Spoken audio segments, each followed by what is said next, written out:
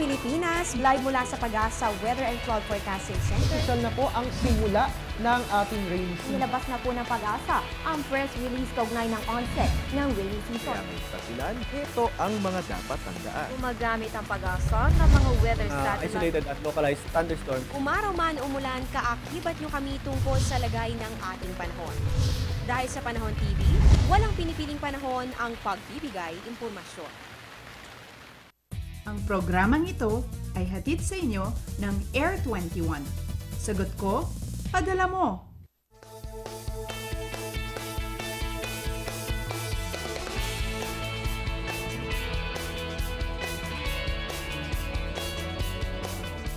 Good morning Pilipinas! Alas 5 na po ayon sa Philippine Standard Time. Gusto naman po ang gising nating lahat, ano? Malamig ba? Naku, mahirap maligo niyan dahil maginaw po ang panahon. Pero dapat masanay po tayo dahil nandito na ang hanging amihan. At para nga po labanan ang ginaw ngayong umaga, humigo po tayo ng paborito nating brewed coffee at sabayan niya ng pagtutok sa ating programa. Live mula sa Pag-asa Weather and Flood Forecasting Center, ito po ang Panahon TV na nangunguna sa paghahatid ng ulat panahon araw-araw mula Lunes hanggang Linggo. Ako po yung weatherman, Harry Bayona, makakasama nyo ngayong Sabado, October 19, 2013. Simulan po natin ang ating programa sa pamamagitan ng ating weekly weather recap. Lunes, October 7, meron na naman tayong winelcome na bagyo sa bansa at ito ngayon tinawag natin sa pangalang Tino. Behave naman ito at walang direct effect sa bansa at noong October 15, Tuesday, tuluyan na nga itong nakalabas ng Philippine Area of Responsibility at tanging Intertropical Convergence Zone na lamang ang ating naranasan.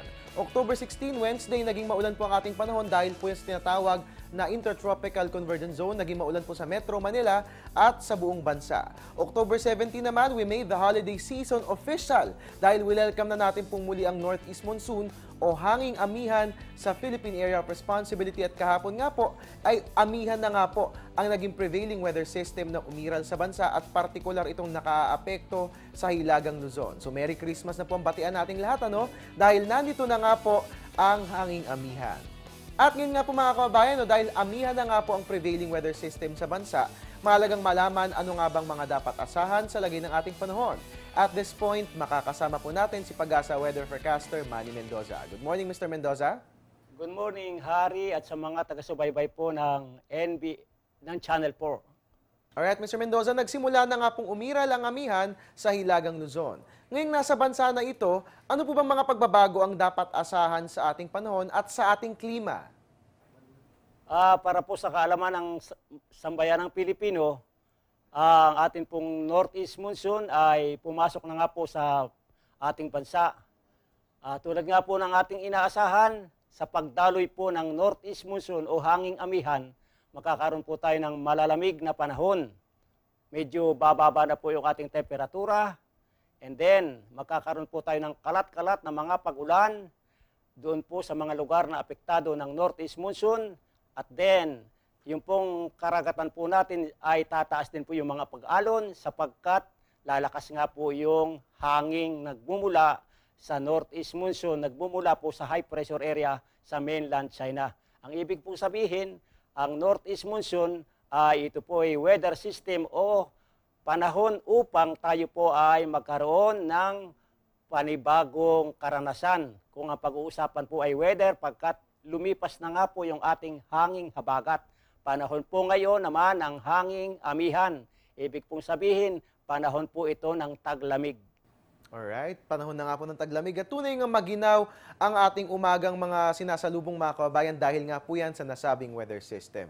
Ito naman po, Mr. Mendoza, no, ang pag-iral nga po ng amihan ay may idudulot ding epekto sa ating mga karagatan at kaugnay nga niyan, may nakataas po ba tayong gale warning as of now? Anong mga baybayin po ba ang saklaw ng nasabing babala? Actually, noong po mga nakaraang mga araw, meron po tayong gale warning na nakataas po sa Silangan, Kanluran at hilagang bahagi po ng Hilagang Luzon.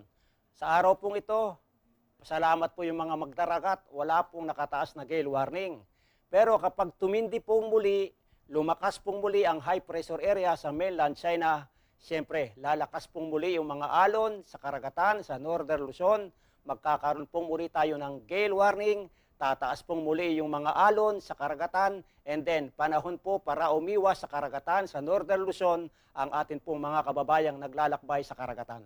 Alright, mga kababayan, good news nga po yan, no? Para po sa mga kababayan nating mangingisda, no? Sa ngayon, wala naman po tayong nakataas na gale warning. Pero ganoon pa man, kapag lumakas nga po itong ridge of high pressure area, asahan po natin na tataas pong muli ang mga pag-alon, kung kaya mga kababayan natin mangingisda ay inaabisuhan na lagi pong mag-antabay para sa ating weather updates. At ngayon naman, Mr. Mendoza, no, we're halfway through October already at nakakatatlong bagyo na po tayo. At mukhang malapit na nga pong maging 4 itong bagyo dahil si Typhoon Francisco na nasa may silangang bahagi sa labas po ng ating PAR ay may posibilidad na pumasok sa bansa. Sa kasalukuyan, ano po bang latest development hinggil sa nasabing bagyo? Para po sa kalaman ng sambayan ng Pilipino, totoo po, mayroon pong bagyo tayo sa silangan ng Luzon. Kanina po ikadalawa ng madaling araw, ang sentro ng bagyong si Francisco ay namataan po sa pamagitan ng all available data, 1,780 kilometro sa silangan po ng Luzon. Taglay po niya ang lakas ng hangin na 195 kilometers per hour, malapit sa gitna, at pagbugso po ng hangin na umabot po sa 230 kilometros. Ito po inaasang kikilos ng pahilaga-hilagang kanluran sa bilis na 15 kilometro bawat oras.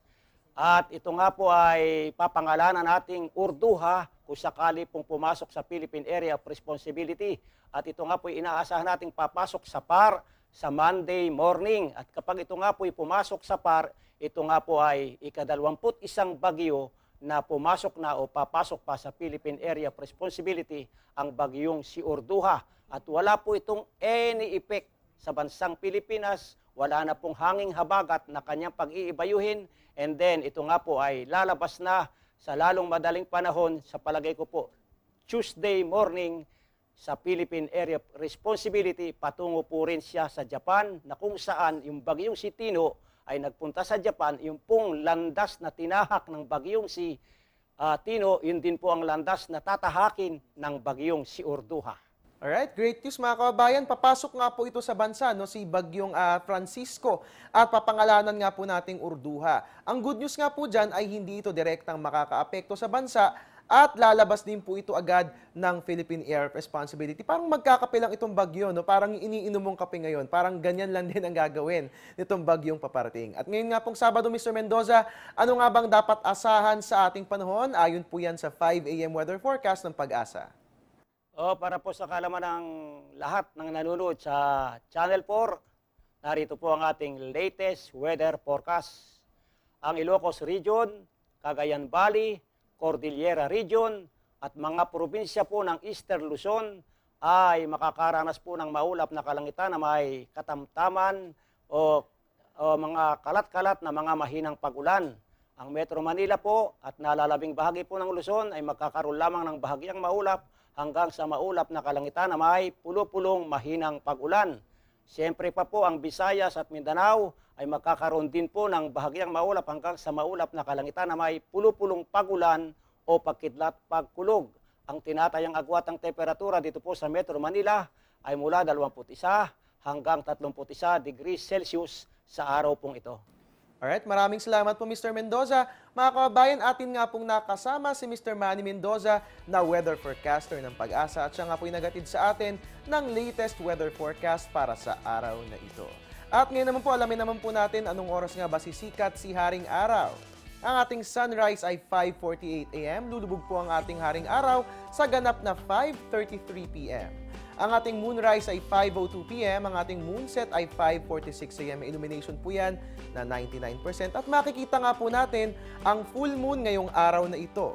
Para naman sa tidal predictions along Manila Bay natin sa atin ng NAMRIA, ang ating high tide ay 10:42 a.m. May taas po yan na 0.68 meter. Naku, makinig po yung mga kababayan nating mandaragat at mga kababayan nating mangingisda. Habang ang low tide naman natin ay 3:41 p.m. at may taas po yan na 0.34 meter. At mga kababayan, naku, dapat pinakinggan nyo po na maigi ang ating question and answer portion nga po, no, kanina kay Mr. Manny Mendoza, no? At mamaya nga po ay i-announce na po natin ang winners ng Panahon TV Tag-Ulan promo. Wala pong BBTU, magbabalik po ang Panahon TV.